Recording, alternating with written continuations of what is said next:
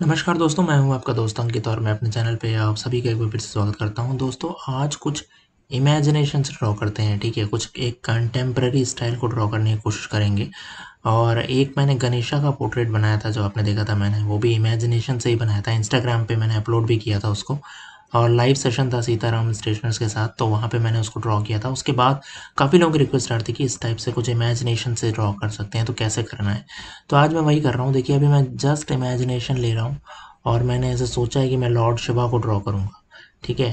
तो अब मैं 3/4 फेस को अप्रोच कर रहा हूँ और कोई रेफरेंस नहीं है, तो मैं आपको बता भी नहीं सकता कि एज सच क्या आपको देखना है। एक्चुअली आपको केवल अपनी इमेजिनेशन को यूज़ करना है, और जितना ज़्यादा आप इमेजिनेशंस को यूज़ कर सकते हैं उतना कीजिए। दूसरा, रियलिस्टिक नहीं, यहाँ पे हम इमेजिनेशन के थ्रू एक क्या कहें इसको, कंटेम्प्रेरी कह सकते हैं, या फिर हम कह सकते हैं एब्स्ट्रैक्ट कह सकते हैं, या हम इसको ये कह सकते हैं कि ये एनिमेटेड काइंड ऑफ कैरिकेचर भी हो सकता है। What ever be the result, तो अभी तो केवल हमारा अप्रोच वही है जो हम आर्टिस्टिक स्टाइल से चलते हैं। सब कुछ मैं वैल्यूज़ पे काम कर रहा हूँ। कुछ भी लाइन फिक्स नहीं है, लाइंस के थ्रू नहीं ड्रॉ कर रहा हूँ। केवल ये देख रहा हूँ कि कहाँ कहाँ डार्क वैल्यू मुझे देनी है और कहाँ लाइट वैल्यू देनी है। तो देखिए कि मैं अब हैंड्स को यूज़ करके वैल्यूज़ को रब कर रहा हूँ और स्मच कर रहा हूँ पेपर के ऊपर, ताकि पेपर के ऊपर वैल्यूज़ को सेटल डाउन कर सकूँ, टोनल वैल्यूज़ को, और फिर उसके ऊपर फर्दर काम कर सकूँ। तो मैं ब्रश को भी यूज़ कर रहा हूँ साथ के साथ, जो मैंने आपको बताए हैं आर्टिस्टिक स्टाइल में जैसे पोर्ट्रेट ड्रॉ करते हैं तो वहाँ पे क्या टेक्निक यूज़ करते हैं। मैं सिमिलर वही टेक्निक यूज़ कर रहा हूँ। मैंने आइज़ को थोड़ा ओवर एग्जैचुरेट किया है, ताकि मैं एक रियलिस्टिक जैसा नहीं, कुछ ऐसा कि जो कि हम अपने इमेजिनेशन प्रोसेस से बनाते हैं वैसा कुछ कर सकूं। और यहाँ पे अब मैं देखिए भगवान शिव के नाग को, जो कि स्नेक को ड्रॉ कर रहा हूँ, और वो भी केवल एक इमेजिनेशन फॉर्म में ही है। कंफर्म नहीं है कि वैल्यूज़ यही रहने वाली हैं, बस अभी मैं देख रहा हूँ कि कहाँ डार्क वैल्यूज़ आएंगी, कहाँ लाइट वैल्यूज़ आएंगी। और अभी भी मैं कॉन्टिन्यूस वुडलेस पेंसिल को ही यूज़ कर रहा हूँ। ग्रेफाइट वुडलेस पेंसिल है ये, चारकोल नहीं है। कुछ लोग सोचते हैं ये चारकोल पेंसिल है, ये ग्रेफाइट की पेंसिल है, ठीक है। और अब मैं फर्दर वैल्यूज़ को और ज़्यादा ऐड कर रहा हूँ, बढ़ा रहा हूँ। जैसे कि आइज़ के पोर्शन हो गए वहाँ पे।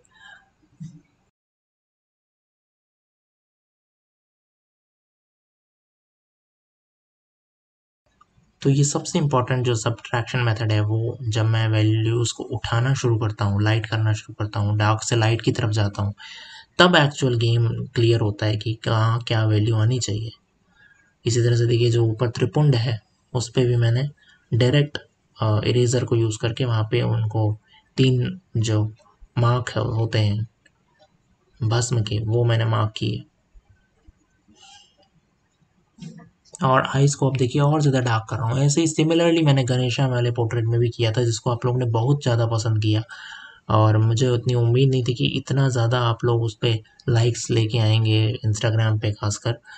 तो मैंने सोचा कि क्यों ना, और खासकर आप लोग की रिक्वेस्ट भी आ रही थी, तो मुझे लगा कि डेफिनेटली इसके ऊपर काम करना चाहिए और आप लोगों के साथ शेयर करना चाहिए। अगर आप लोगों को ये तरीके पसंद आएंगे तो अपन इस पे और भी एब्स्ट्रैक्ट स्टाइल में और भी चीज़ें ड्रॉ करेंगे, जैसे बुद्धा हो गए, एंड देन कृष्णा।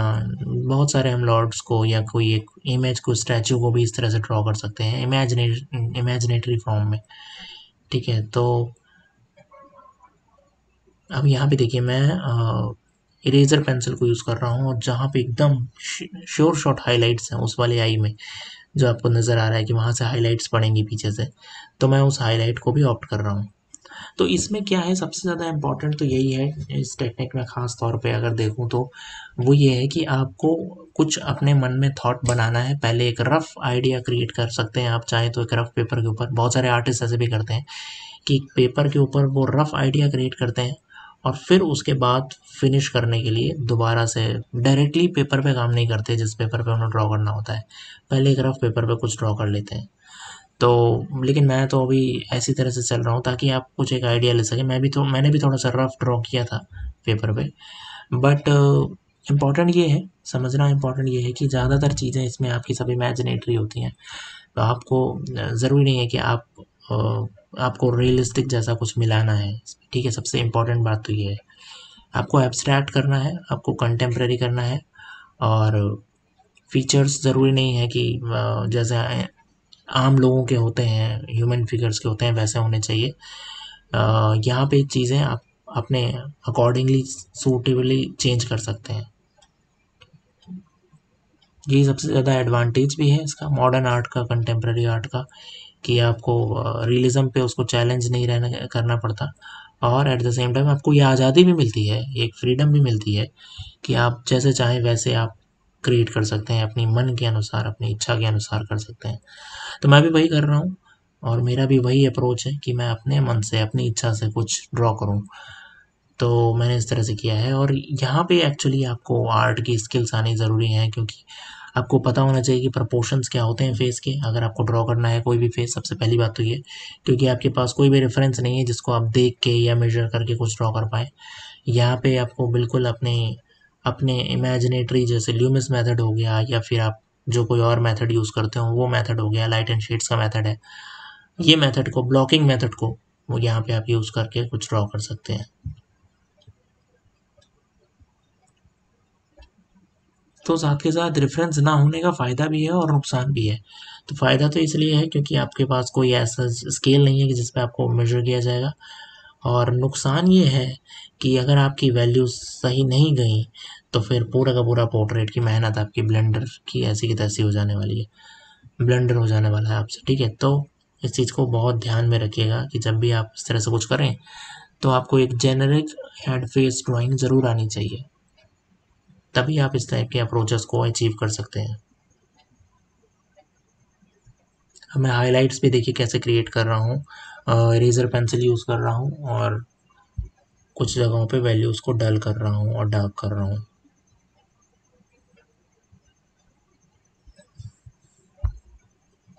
तो ये टेक्सचर्ड पेपर है, आप भी टेक्सचर्ड पेपर यूज़ कर सकते हैं इसके लिए। जितना ज़्यादा टेक्सचर्ड होगा उतना ज़्यादा मज़ा आने वाला है, ठीक है। तो टेक्सचर्ड का मतलब है कि पेपर के ऊपर टीथ होने चाहिए बहुत सारे, मतलब अंड्यूलेशन होनी चाहिए, बिल्कुल एकदम यूनिफॉर्म नहीं होना चाहिए, स्मूथ सा नहीं होना चाहिए पेपर, अदरवाइज फिर उस पर इस टाइप की ड्राइंग होना थोड़ा मुश्किल है। तो अब देखिए मैंने स्नेक को कैसे, किस तरीके से भगवान शिव की, जैसे कहा जाता है कि गर्दन की थ्रू होके जा रहा है, तो वैसा मैंने कुछ इमेजिन किया, मैंने वैसा ही ड्रॉ किया। अब यही बात है, इस चीज़ में ओरिजिनलिटी होती है, आपके वर्क की ओरिजिनलिटी को लोग अप्रिशिएट करेंगे कि इस टाइप का कोई भी ड्राइंग कहीं नहीं मिलेगा, है ना। मिलता जुलता ज़रूर मिल सकता है, बट एग्जैक्ट ऐसा नहीं मिलने वाला। मिलता जुलता भी शायद ही मिले कहीं, आप अगर ट्राई करके देखें तो ये पूरी तरह से आपका होता है। पहली बात तो ये आपका पूरा राइट है कि आपने ड्रॉ किया है, और कोई इसको ये क्लेम नहीं कर सकता कि उसका भी यही ड्राइंग है। सबसे बड़ी बात तो ये है इस ड्राइंग की, इसीलिए इनकी इस टाइप के ड्राइंग की, कंटेम्प्रेरी स्टाइल की या फिर मॉडर्न आर्ट की, एब्स्ट्रैक्ट आर्ट की इतनी ज़्यादा वैल्यू है, इतने ज़्यादा लोग इसको वैल्यू करते हैं, क्योंकि ये अपने पूरी तरह से आपके ऊपर कंट्रोल होता है इसका। तो देखिए मैं उसी तरह से हाइलाइट्स वगैरह को जनरेट कर रहा हूँ, और ये एक आइडिया है बेसिकली। आप चाहें तो इस आइडिया को लेकर के आप भी कुछ ड्रॉ कर सकते हैं, और अपने मन से कीजिए, है ना। जैसे मैं सोच रहा हूँ कि नेक्स्ट टाइम मैं कृष्णा को ड्रॉ करूँगा तो मैं उसमें भी बड़ी बड़ी आँखों को रिवील करूँगा भगवान कृष्ण की। तो you can do what ever you want exactly, या आप कोई किसी सेंट को ड्रॉ करें या किसी एक बड़े पर्सनैलिटी को ड्रॉ करें और उसमें कुछ कंटेम्प्रेरी ढूंढें, रियलिज्म नहीं, क्योंकि हमेशा हम रियलिज्म के पीछे नहीं भाग सकते। आर्ट की बहुत सारी स्टाइल हैं, बहुत सारे तरीके हैं, और उन सब के बारे में समझना और सोचना और उस पर काम करना बहुत ज़रूरी है। क्योंकि अगर एक ही स्टाइल पे आप पीछे पड़ रहेंगे तो वो फिर कोई बहुत वर्थ आपको नहीं देगा निकाल के। कुछ सब कुछ सीखना है, सब कुछ लर्न करना है, तो उसके लिए आपको डिफरेंट पैटर्न, डिफरेंट स्टाइल को ऑप्ट करना बहुत ज़रूरी है, तभी आप अपना स्टाइल भी जनरेट कर पाएंगे। अनलेस जब को आपको पता ही नहीं होगा कि एक्चुअली कितने टाइप के स्टाइल हो सकते हैं, या आप कितना खुद से एक्सप्लोर कर सकते हैं, तो आप कैसे करेंगे, ऑब्वियस है।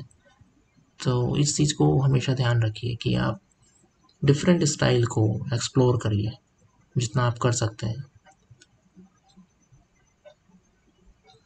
तब मैं हेयर पे भी देखिए सेम पेंसिल यूज़ कर रहा हूँ, मैंने इसमें ज़्यादा पेंसिल्स यूज़ भी नहीं की, केवल यही एक मोनोलिथ पेंसिल जो वुडलेस पेंसिल है ग्रेफाइट की, ये यूज़ की है, और साथ में कुछ फोबी पेंसिल को यूज़ किया है स्टैडलर की, वो भी केवल कुछ माइन्यूट जगहों पे जहाँ पे फाइन लाइन वगैरह क्रिएट करनी रहती है। अब मैं देखिए एक पैटर्न क्रिएट करने की कोशिश कर रहा हूँ बैकग्राउंड में, और ये भी एक बहुत इंपॉर्टेंट चीज़ है। जब आप कुछ ऐसा एब्स्ट्रैक्ट करते हैं या अपने मन से कुछ ड्रॉ करते हैं तो आपके पास फ्रीडम होती है कि आप कैसा बैकग्राउंड देना चाहें। ठीक है, तो ये पूरी तरह से आपके ऊपर होता है कि आप जैसे मर्जी वैसा एक बैकग्राउंड क्रिएट कर सकते हैं। अब इसमें ये होता है कि इसमें कुछ सही गलत नहीं होता कि आपने सही बनाया या गलत बनाया, या आप किसी चीज़ से रेफरेंस ले सकते हैं कि ये सही है या ये सही है ना। यहाँ पे तो पूरी तरह से आपके हाथों में है, कंट्रोल में है चीज़ें।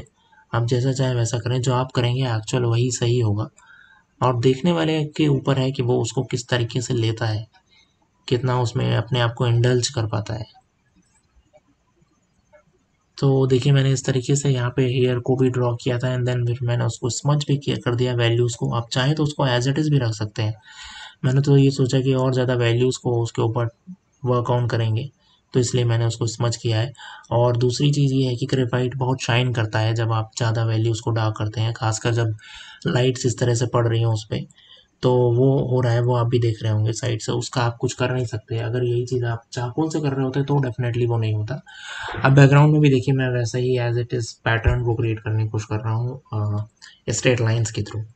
Horizontal and vertical straight lines draw करके मैं एक सर्टेन पैटर्न को ऑप्ट करने की कोशिश कर रहा हूँ, और फिर उसके बाद इरेजर पेंसिल को यूज़ करके ही मैं हॉरिजॉन्टल वाइट लाइंस को भी क्रिएट कर पा रहा हूँ। तो ये एक नया फ्रीडम मिलता है आपको जब आपके पास इरेजर पेंसिल हो, इस टाइप की फाइन लाइनर इरेजर्स हों, तो वहाँ पे आप इसको यूज़ कर सकते हैं और फाइन लाइंस को ऑप्ट कर सकते हैं। तो आई होप कि आपको ये तरीका पसंद आया हो, क्योंकि पर्सनली अगर मुझसे पूछें तो मेरे लिए तो बहुत अच्छा तरीका है ये। मुझे बहुत पसंद आता है इस तरह से काम करना। जैसे मैंने लॉर्ड गणेशा को ड्रॉ किया था तो उसमें भी मुझे बहुत मज़ा आया था, और आप लोगों ने काफ़ी अप्रिशिएट किया था। ये वाले में भी मुझे बहुत मज़ा आया, मुझे बहुत अच्छा लगा इस टाइप से कुछ, क्योंकि हर बार एक ही तरीके के रिजल्ट्स लाने में आर्टिस्ट के अंदर का सोल फिर नहीं काम कर पाता। ठीक है, तो अपने उस सोल को बनाए रखिए और जगाइए उन चीज़ों को जो आपको एक अच्छा आर्टिस्ट, एक नई स्टाइल का आर्टिस्ट बनाती है। तो मुझे उम्मीद है कि आपको ये पसंद आया होगा। और मैं देखिए अभी रिगरस और ज़्यादा बैकग्राउंड्स में चेंजेस कर रहा हूँ एट द सेम टाइम, क्योंकि यहाँ पे आपके पास फ्रीडम है, आप कुछ भी कर सकते हैं।